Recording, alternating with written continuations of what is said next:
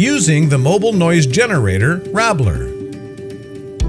Please remember that the Rabbler is just a tool, complementing and reinforcing the measures taken to protect you from eavesdropping and recording. First of all, the security of your conversation depends on yourself, and later from the device. Therefore, during sensitive negotiations with using by Rabbler, it is important not to increase the volume of your voice. Imagine that you're sitting in a crowded coffee shop and do not want to be heard by the people at the next table. That means your speech should not be too loud. If possible, lean forward towards your companion or sit closer to each other. Then place the generator on the table between you.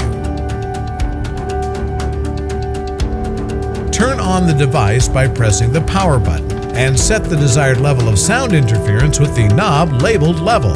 Please note, it is not advisable to use only one mobile noise generator Rabbler if the number of participants is more than 4.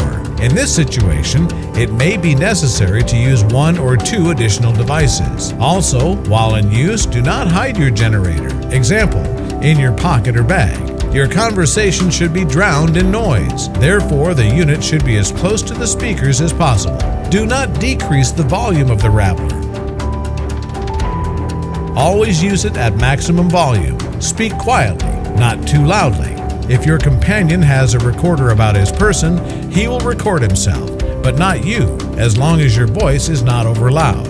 If a recorder could be in an undisclosed location somewhere around you, you may need to use an additional generator. Place 2 generators between the companions, placing them in different directions, or one between the companions and the second somewhere behind you or to one side. If there is suspicion about a specific location of a listening device, place a working generator closer to that spot and the second between the 2 companions.